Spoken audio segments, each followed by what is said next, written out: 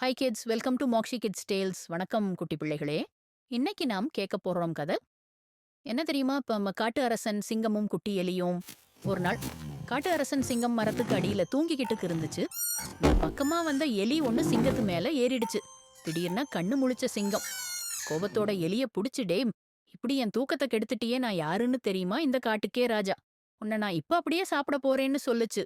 பயந்த எலி நடுங்கிக்கிட்டே, தயவு செய்து என்னை விட்டுடுங்க ராஜா, ஒரு நாள் உங்களுக்கு உதவுவேன் என்று சொன்னது.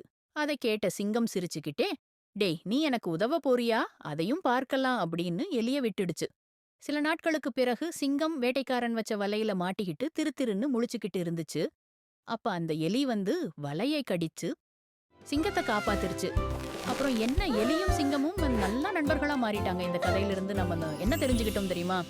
சின்ன உதவியும் பெரிய உதவியாக மாறும். இந்த கதையை உங்களுக்காக சொல்லியது நான் உங்கள் மோக்ஷி. நன்றி பிள்ளைகளே. இந்த கதை உங்களுக்கு பிடிச்சிருந்தா லைக் பண்ணுங்க, ஷேர் பண்ணுங்க.